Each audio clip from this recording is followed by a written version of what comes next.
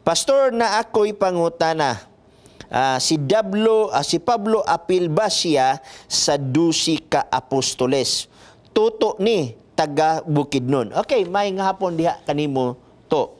Ang imo pangutana, apil ba si Apostol Pablo sa 12 ka apostoles? Okay? Si Pablo usa ka apostoles apan dili disipulo sa 12. Okay? Lahi ang word nga disipulo, lahi ang word nga apostoles.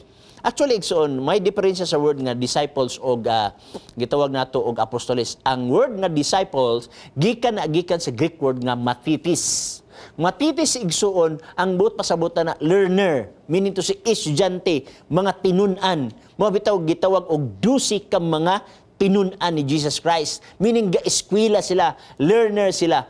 Kanang word nga apostle, gitawag na siya sa Greek word og apostolos, meaning pinadala.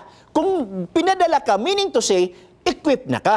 Na kay nangahibawaan, no? So gipadala ka. Kung wa pa kay nahibawaan, gitawag kag learner. So, ato makita igsoon ang tanan disipulo, ang 12 ka apostoles, gitawag sad siya og mga 12 ka disipulos, gitawag sad siya og apostoles. So, ang tanan disipulo igsoon, gitawag siya apostoles kay ang 12 igsoon gipadala man.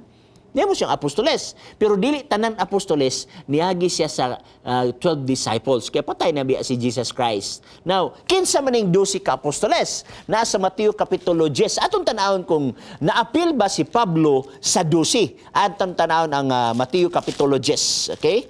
Mateo Kapitulo 10, muni ang naghatag og saysay, mahitungod sa 12 ka mga apostoles. No? Og atong tanawon ang mao nga bersikulo sa Biblia, aron mo hatag og mutugan sa kamatuoran. Biblia ra magi atong saligan ang isuon.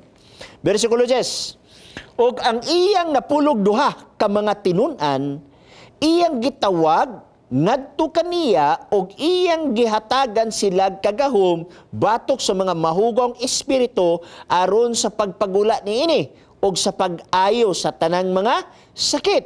2. Ang mga ngalan sa napulog duha ka mga apostoles mao kini. Nauna si Simon, ikaduha si Pedro, ikatulo si Andres, nga igsuon ni Simon, si Santiago, si Bidio, gitawag natong Felipe, si Bartolome, si Tomas, si Mateo, si Santiago, si Alpio, si Tadyo, si Simon nga Cananio, si Judas. So walay Pablo dire. So meaning to say, ang original nga 12, katong 12 disciples.